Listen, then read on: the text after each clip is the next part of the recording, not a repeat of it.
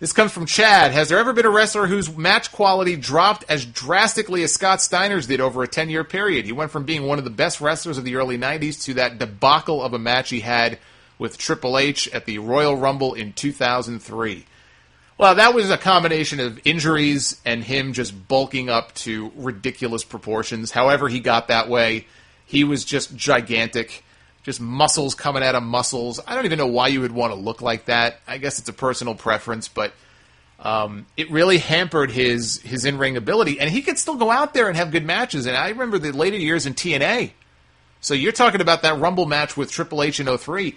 Fast forward to his days in TNA. I don't even know what year it would have been. Probably '08, '09, 2010. He had like a mission. He was like a man on a mission with something to prove, because there was a period where he went out there and started having these really good matches, and he was busting out Frankensteiners, which I hadn't seen him do in years. So he still had the ability, like it was still in him to go out there and have that kind of a match, but he couldn't. Again, he was older, he was more broken down, the injuries, and again, his size. He was always a big guy. Scott Steiner in 1991 was a big guy, but he was nowhere near as big as Scott Steiner in 1998. I mean, not even close. Not as agile, not as quick. So, I mean, that's really why it happened. And yeah, it was a pretty rapid descent from where he had been to where he would end up. Funny thing about that, though, you say in the early 90s, he was one of the best wrestlers, right? That's what you just said. And fast forward to his later years, and he was all broken down and shit. You fast forward to the later years of WCW when he was already breaking down, and he never won a world title until then. It wasn't until he bulked up and looked the way that he looked and cut the promos that he would cut, which were debatable, whether they were awful or fantastic. Wasn't until then that he got a world championship. What does that say about wrestling? It's not very good. But that's what happened.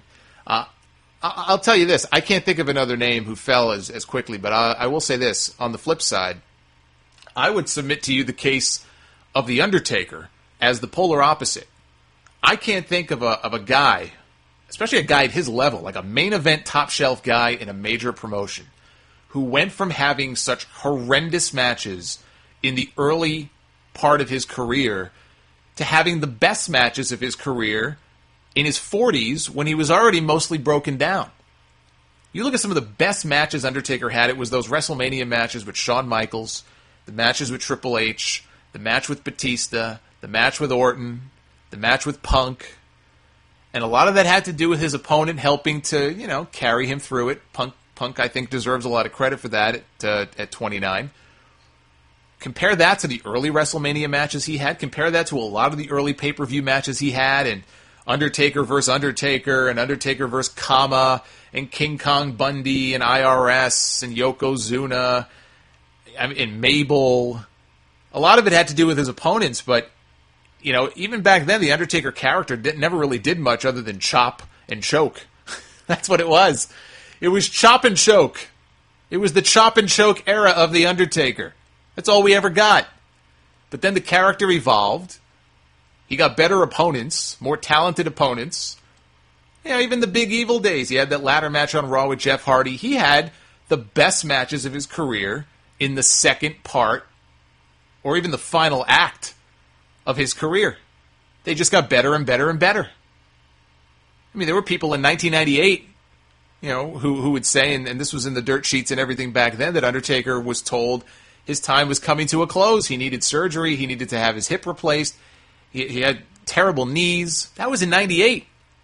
And then think about the match he had in 2009, over a decade later, with Shawn Michaels. It's amazing.